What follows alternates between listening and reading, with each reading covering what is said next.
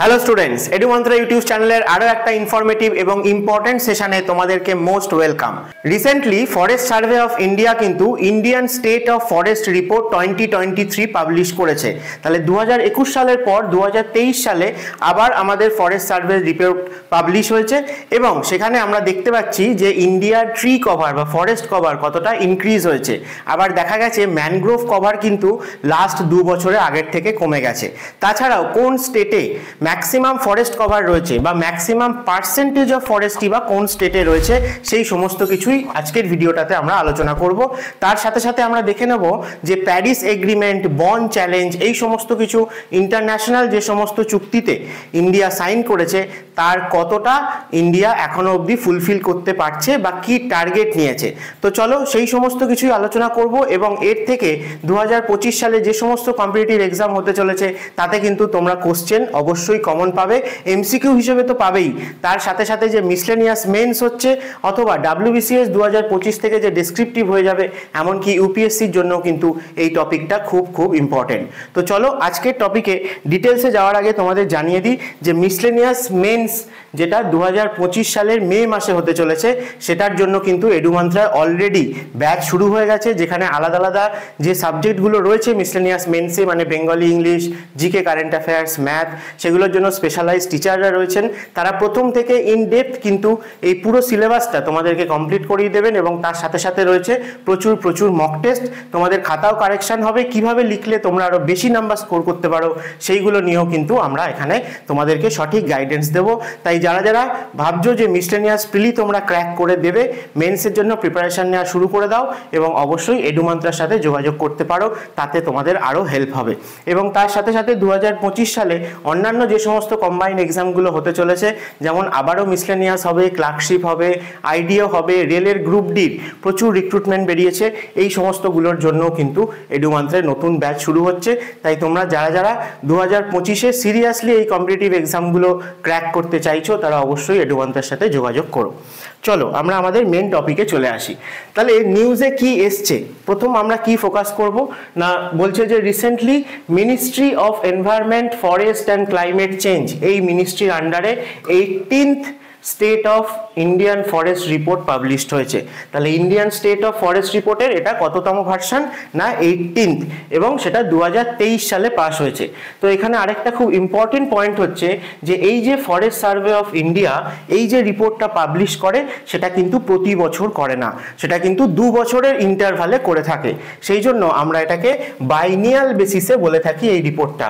এবং কবে থেকে এরকম হচ্ছে না 1987 থেকে এই রিপোর্টটা 2 বছর গ্যাপে গ্যাপে পাবলিশ হচ্ছে। তার মানে 2021 সালে হয়েছিল, আবার 2023 সালে এই ফরেস্ট রিপোর্ট পাবলিশ হয়েছে। তা এই ফরেস্ট রিপোর্টে মেন কি ফাইন্ডিংস আমরা কি দেখব, অবশ্যই ফরেস্ট এবং ট্রি কভার কতটা ইনক্রিজ করেছে, কতটা ডিক্রিজ করেছে, টোটাল যে ইন্ডিয়ার জিওগ্রাফিক্যাল ল্যান্ড এরিয়া তার কত পার্সেন্টে ফরেস্ট কভার রয়েছে এবং কোন কোন state maximum percentage of forest বা ম্যাক্সিমাম এরিয়া অফ ফরেস্ট কিন্তু অকুপাই করে রয়েছে।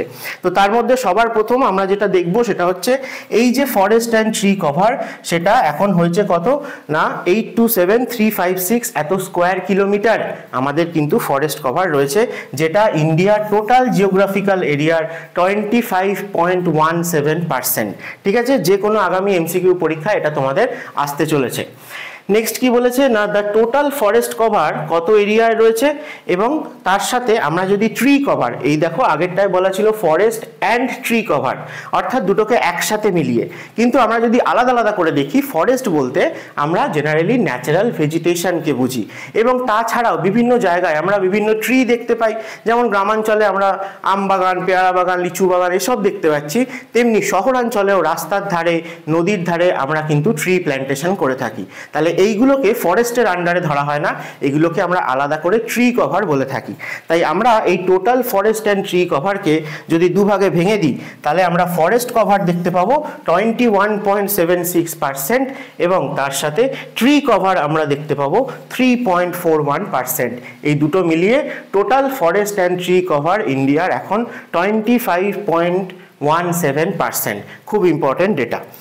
চলো নেক্সট যদি ট্যাবুলার ফর্মে তোমাদেরকে দেখিয়ে দিই, তাহলে ফরেস্ট কভার কতটা এরিয়া রয়েছে এবং ট্রি কভার কতটা এরিয়া রয়েছে দেখানো হয়েছে।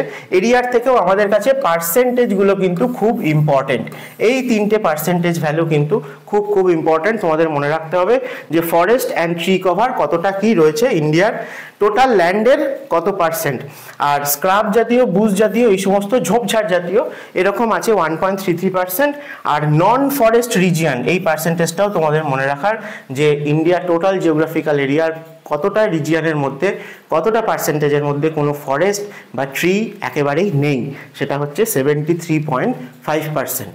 এই রিপোর্টটাকেই চলো আমরা এবার একটু ইন ডেপথ অ্যানালিসিস করে নিই। প্রথম আমরা যদি দেখি যে increase in forest and tree cover অর্থাৎ কতটা ইনক্রিজ হয়েছে, তাহলে আমাদের 2021 সালের যে ডেটা ছিল যে ফরেস্ট অ্যান্ড ট্রি কভার যত পার্সেন্ট ছিল বা যতটা এরিয়া, তার থেকে এত স্কোয়ার কিলোমিটার এরিয়া ইনক্রিজ হয়েছে, ঠিক আছে, যেটা আমরা ফরেস্টে দেখতে পাবো যে 2021 সালে যতটা ছিল তার থেকে কিন্তু অনেকটাই বেশি, প্রায় তার দেখো অনেক টাইমস, ঠিক আছে, 10 টাইমসের কাছে কিন্তু ইনক্রিজ হয়ে গেছে ফরেস্ট অ্যান্ড ট্রি কভার 2023 সালে। আর maximum increase in forest and tree cover আমরা যদি স্টেট ওয়াইজ দেখি, তাহলে আমরা দেখব যে সব থেকে বেশি ফরেস্ট বা ট্রি কভার ইনক্রিজ হয়েছে কোথায়, ছত্তিশগড়ে, তারপরে রয়েছে উত্তরপ্রদেশ, উড়িষ্যা এবং রাজস্থান।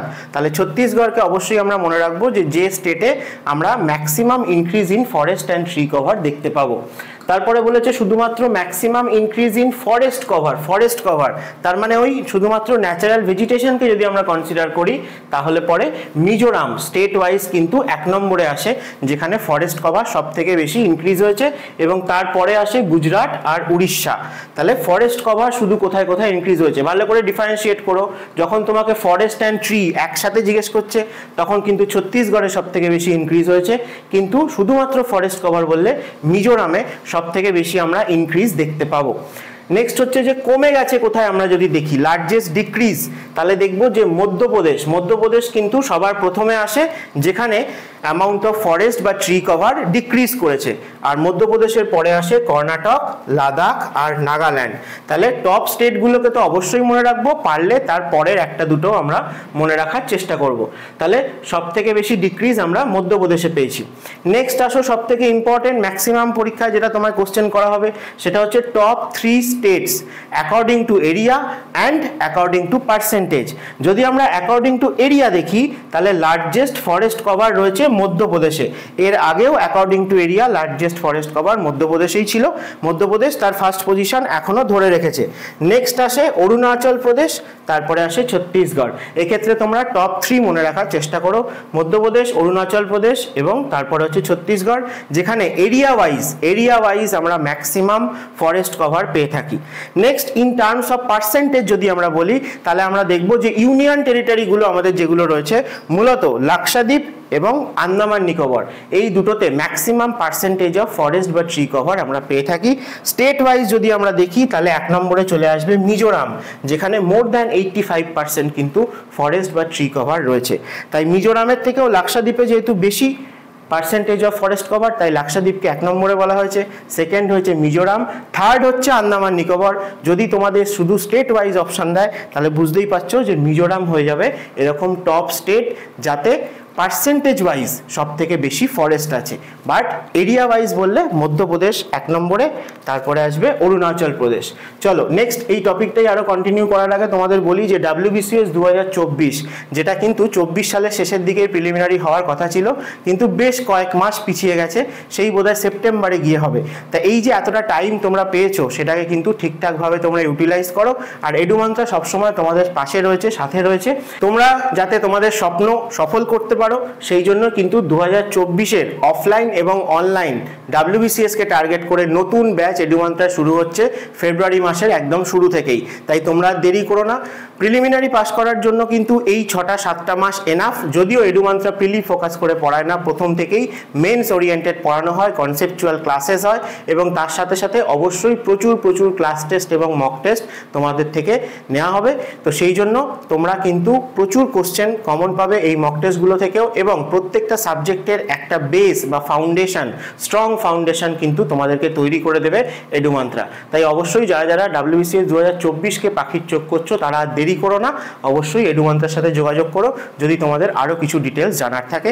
এবং রেলের গ্রুপ ডির ফর্ম ফিল আপ 26শে জানুয়ারি থেকে শুরু হবে। তাই আমরাও চাই যে ওয়েস্ট বেঙ্গল থেকে বাঙালি ছেলেমেয়েরা আরও অনেক বেশি করে সেন্ট্রালের এক্সাম দিক এবং তারা ক্র্যাক করুক। সেন্ট্রালে যে সমস্ত সার্ভিস রয়েছে তাতে বাঙালিদের অংশগ্রহণ আরও বৃদ্ধি পাক। তাই জন্য আমরা কিন্তু রেলের গ্রুপ ডির জন্য নতুন ব্যাচ নিয়ে আসছি, এবং তোমরা যারা যারা রেলের গ্রুপ ডির জন্য প্রিপারেশান নিতে চাইছো অবশ্যই এডুমান্ত্রার সাথে যোগাযোগ করো। একদম নতুন ব্যাচে প্রথম থেকে তোমরা যদি পড়ো তাহলে অবশ্যই তোমরা পরীক্ষাটা ক্র্যাক করতে পারবে। তো চলো আমরা টপিকে ফিরে আসি। নেক্সট আমরা দেখে নিই যে হাইয়েস্ট ফরেস্ট কভার। দেখো এর আগে ফরেস্ট অ্যান্ড ট্রি একসাথে কথা বলছিলাম, এবারে শুধুমাত্র ফরেস্ট কভারের রেসপেক্টে আমরা দেখছি যে আমাদের 19টা এরকম স্টেট বা ইউনিয়ন টেরিটরি আছে। 19টা ইন্ডিয়ার এরকম স্টেট বা ইউনিয়ন টেরিটরি আছে যেখানে কিন্তু 33%-এর অ্যাবাভ ফরেস্ট কভার আমরা দেখতে পাই, মোর দ্যান 33%। কিন্তু তার মধ্যে আবার 8টা স্টেট বা ইউটি এরকম আছে যার নামগুলো আমি লিখে দিয়েছি। দেখো মিজোরাম, আন্দামান নিকোবর লাক্ষাদ্বীপ, অরুণাচল প্রদেশ, নাগাল্যান্ড, মেঘালয়, ত্রিপুরা, মণিপুর, এই যে স্টেট বা ইউনিয়ন টেরিটরিগুলো, এদের মধ্যে আমরা কিন্তু মোর দ্যান 75% ফরেস্ট কভার দেখতে পাই। খুব ইম্পর্টেন্ট ইনফরমেশন এটা। নেক্সট চলে আসি কার্বন স্টকের কথা। কার্বন স্টক এই কনসেপ্টটা কীরকম না, যে পরিমাণ আমরা টোটাল কার্বন ডাইঅক্সাইড রিলিজ করছি আমাদের অ্যাটমসফিয়ারে তার ইকুইভ্যালেন্ট আমরা যদি ফরেস্ট বা ট্রি কভারকে কনসিডার করি, যারা সেই কার্বন ডাইঅক্সাইডগুলো অ্যাটমসফিয়ার থেকে নিয়ে আমাদেরকে রিটার্নে অক্সিজেন দিচ্ছে। তো সেই জন্য আমাদের টোটাল যা কার্বন কন্টেন্ট আমরা অ্যাটমসফিয়ারে যা রিলিজ করছি তার ইকুইভ্যালেন্ট ফরেস্ট কভার কত আছে সেই রেসপেক্টে আমরা যদি দেখি তাহলে আমরা দেখব যে আমাদের কার্বন স্টক, অর্থাৎ কার্বনকে আমরা স্টক করে রাখতে পারছি থ্রু দ্য ফরেস্ট। তাহলে সেটাও কিন্তু আমাদের 2021 সালে যে ডেটা ছিল তার থেকে কিন্তু এস্টিমেটেড কার্বন স্টক আরও ইনক্রিজ হয়েছে, অর্থাৎ আমরা আরও বেশি প্ল্যান্টেশন করেছি বা ওভারঅল ফরেস্ট কভার আমাদের আরও ইনক্রিজ করেছে কম্পারেটিভ টু আমাদের যা অ্যাটমসফিয়ারের পলিউশন হচ্ছে বা অ্যাটমসফিয়ারে কার্বন ডাইঅক্সাইড যা আছে।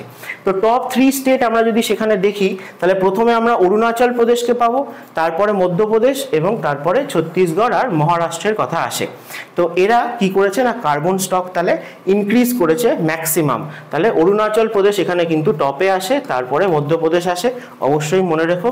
আর ইন্ডিয়ার কার্বন স্টক আমরা নিয়ার অ্যাবাউট এস্টিমেট করেছি যে 30 বিলিয়ন মতো, যেটা আর কি যেটা মানে 30 billion tonnes of carbon dioxide, যেটা ইকুইভ্যালেন্ট টু কি না 2030 সালের মধ্যে আমরা দেখব যে এই যে এত যে কার্বন স্টক সেটাকে আমরা আরও 2.5 থেকে 3 বিলিয়ন ইনক্রিজ করে ফেলতে পারবো।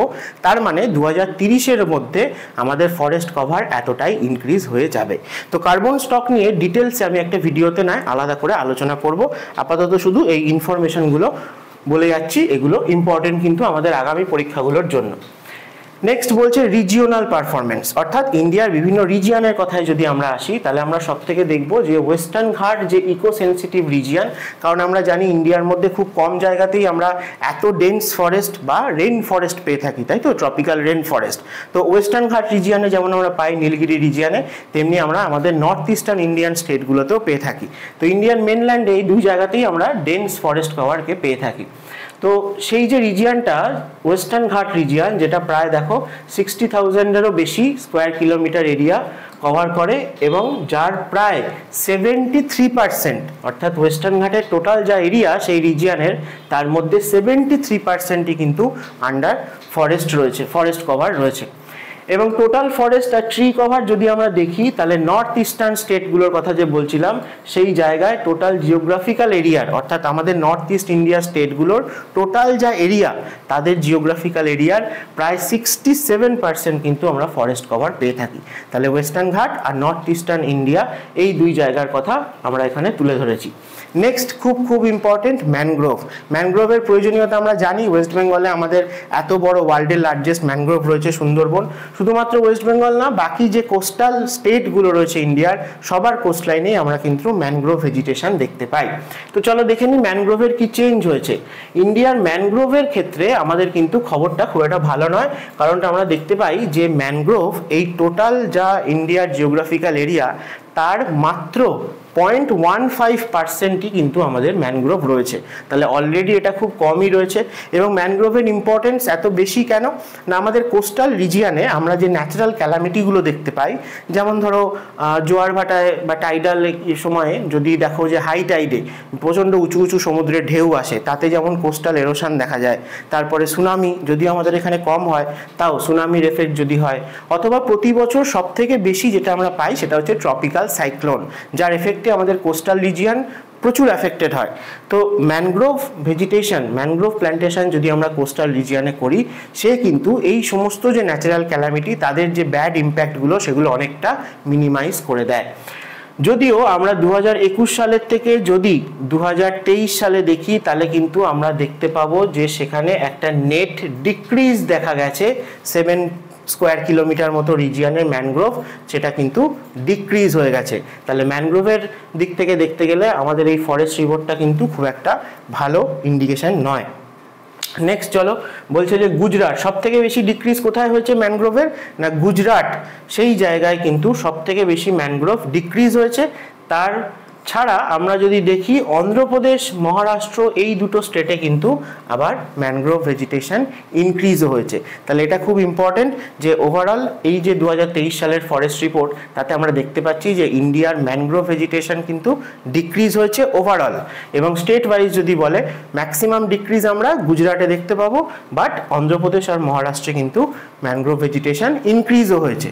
নেক্সট যদি আমরা একটু ফরেস্ট ফায়ারের কথা বলি, তাহলে আমরা দেখব যে 2023-24 সালে ইন্ডিয়ার 3টে স্টেট, উত্তরাখণ্ড, উড়িষ্যা আর ছত্তিশগড়, এই 3টে স্টেটে সব থেকে বেশি আমরা ফরেস্ট ফায়ার দেখতে পেয়েছি।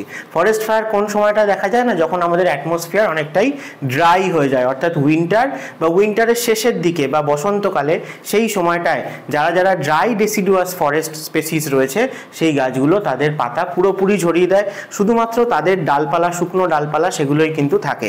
তো সে তখন প্রচণ্ড জোরে যখন হাওয়া দেয়, তখন সেই ডালপালায় ঘষা লেগে কিন্তু স্পার্ক তৈরি হলে সেখান থেকে এই ফরেস্ট ফায়ার বা দাবানল আমরা দেখতে পাই। তো সেরকম ফরেস্ট ফায়ার অ্যাফেক্টেড স্টেট আমরা কিন্তু জেনারেলি আমাদের নর্থ ইন্ডিয়ার দিকে বা হিমালয়ান তেরাই রিজিয়ানে বা ওয়েস্টার্ন হিমালয়ান তেরাই রিজিয়ানে আমরা ড্রাই ডেসিডুয়াস ফরেস্টকে বেশি দেখতে পাই, অর্থাৎ উত্তরপ্রদেশ, উত্তরাখণ্ড, ঠিক আছে, এই জায়গাগুলোতে। তো সেই জায়গাতে আমরা ফরেস্ট ফায়ার বেশি দেখতে পাই। তার সাথে সাথে উড়িষ্যা এবং ছত্তিশগড়ের নামটাও কিন্তু এই লাস্ট 2 বছরে আমরা ফরেস্ট ফায়ারে দেখতে পেয়েছি। বেশ, চলো এরপরে নেক্সট যেটা চলে আসি, তো কিছু এগ্রিমেন্টের কথা যেগুলো আর কি ইন্ডিয়া সাইন করেছে, ইন্ডিয়া জয়েন করেছে এবং কিছু টার্গেট নিয়েছে। সেই টার্গেট কতটা কি ফুলফিল করেছে ইন্ডিয়া বা করার পথে কতটা এগিয়েছে সেটাই আমরা দেখে নিই। প্রথম হচ্ছে প্যারিস এগ্রিমেন্ট। প্যারিস এগ্রিমেন্ট কেন হয়েছিল না, ফর ক্লাইমেট চেঞ্জ। তা এটা হচ্ছে যে ক্লাইমেট চেঞ্জ যে আমাদের এত ফাস্ট হচ্ছে, এত সাডেন হচ্ছে, তো সেটাকে আমরা কতটা কন্ট্রোল করতে পারি। তো ক্লাইমেট চেঞ্জের এই এফেক্টটাকে মিনিমাইজ করা যেতে পারে কিভাবে না, এই যে এত পলিউশন আমাদের অ্যাটমসফিয়ারে হচ্ছে, এত কার্বন ডাইঅক্সাইড আমরা রিলিজ করছি, সেগুলোকে আমরা যদি তার ইকুইভ্যালেন্ট, যেটা বলছিলাম যে তার ইকুইভ্যালেন্ট আমরা যদি কার্বন স্টক হিসেবে দেখি বা কার্বন সিঙ্ক হিসেবে দেখি, মানে এই যে এত কার্বন ডাইঅক্সাইড রিলিজ হয়েছে তাদেরকে কে অ্যাবজর্ব করে নিয়ে স্টক করতে পারে কার্বনকে, অথবা কতটা সিঙ্ক হতে পারে কার্বন ডাইঅক্সাইড আমাদের অ্যাটমসফিয়ার থেকে। তাহলে সেটা কিভাবে করা পসিবল না, একমাত্র ফরেস্ট বা ট্রি কভার আমরা যত ইনক্রিজ করব, সেই কিন্তু একমাত্র এই কার্বন ডাইঅক্সাইডকে অ্যাবজর্ব করে নিতে পারে অ্যাটমসফিয়ার থেকে।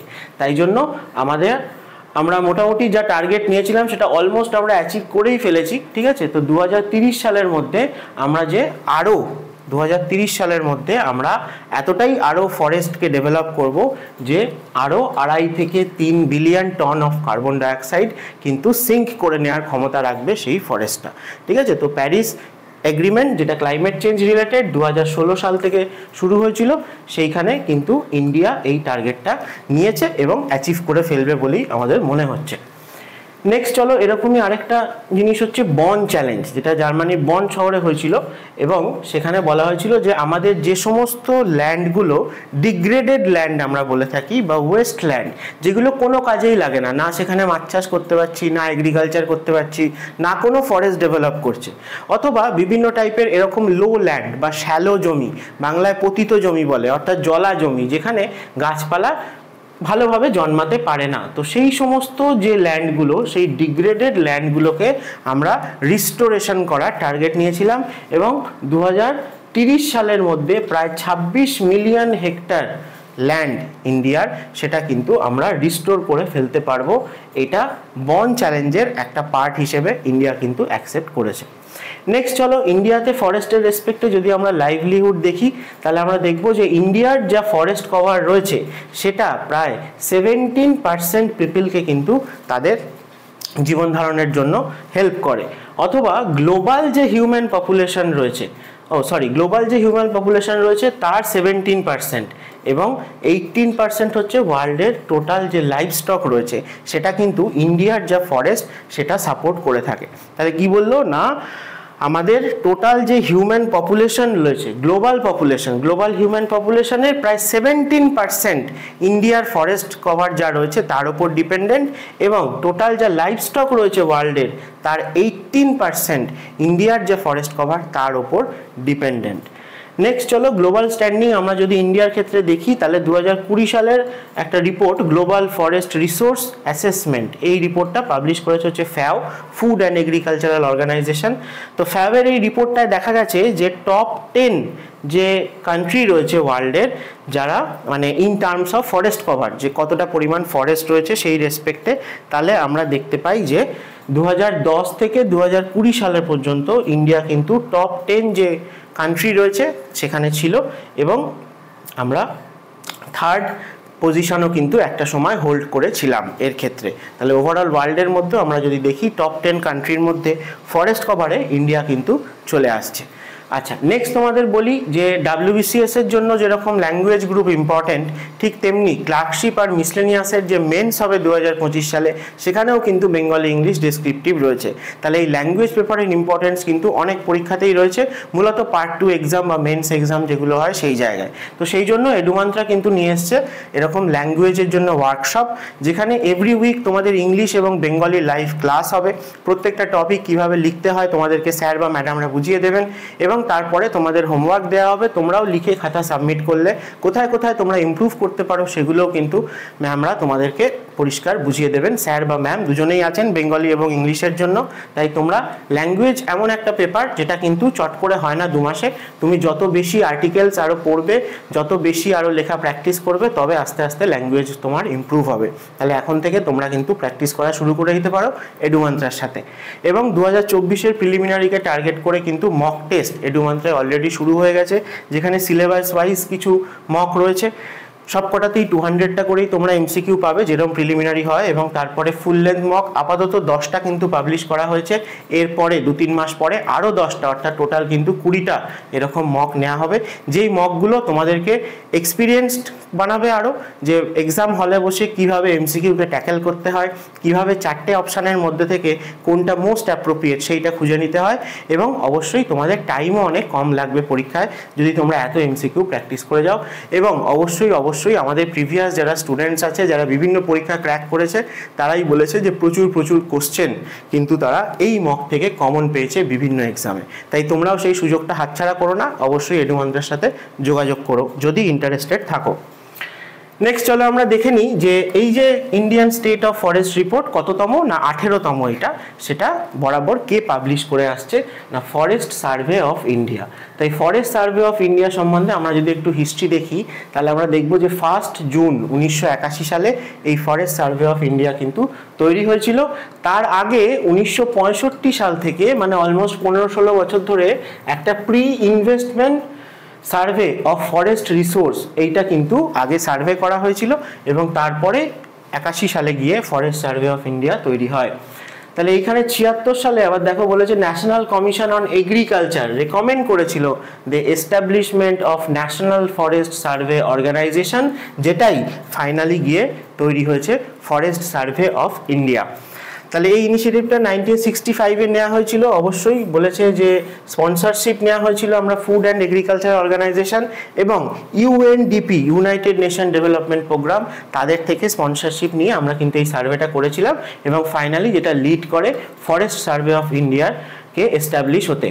এবং এই ফরেস্ট সার্ভে অফ ইন্ডিয়া কার আন্ডারে কাজ করে? পেরেন্ট অর্গানাইজেশন যদি বলে তাহলে ministry of environment and forest, government of India, তার আন্ডারে এই ফরেস্ট সার্ভে অফ ইন্ডিয়া কাজ করে।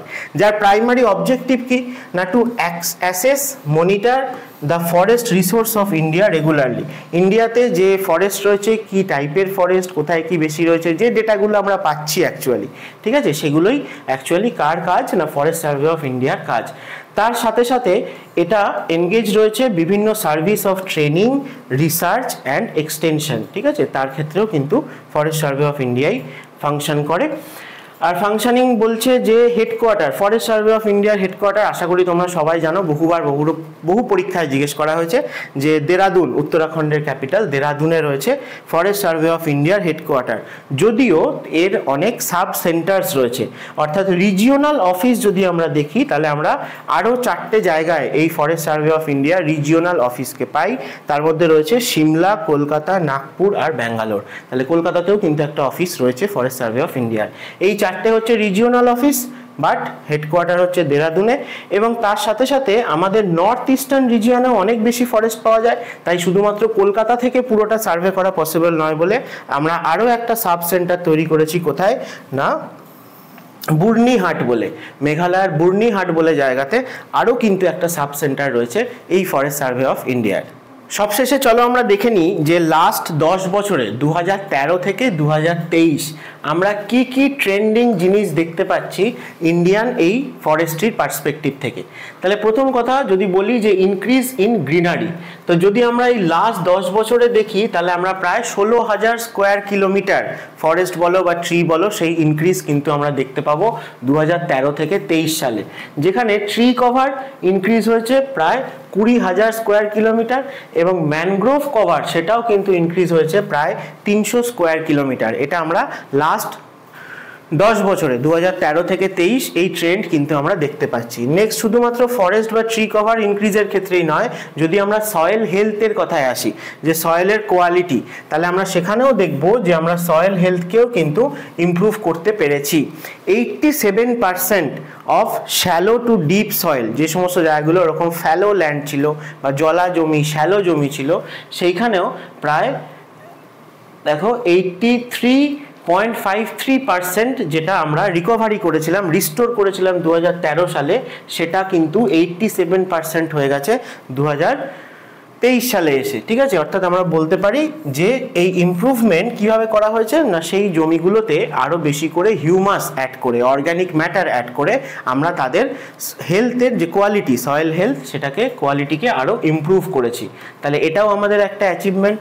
তাহলে সয়েল অর্গ্যানিক কার্বন যেটা ইনক্রিজ হয়েছে প্রায় এত টনস পার হেক্টর টু এত টনস পার হেক্টর, অর্থাৎ যত বেশি আরও অর্গ্যানিক ম্যাটার আমরা ইনক্লুড করেছি তাকেই আমরা অর্গ্যানিক কার্বনের রেসপেক্টে দেখেছি এবং সেটাও কিন্তু আমাদের ইনক্রিজ হয়েছে।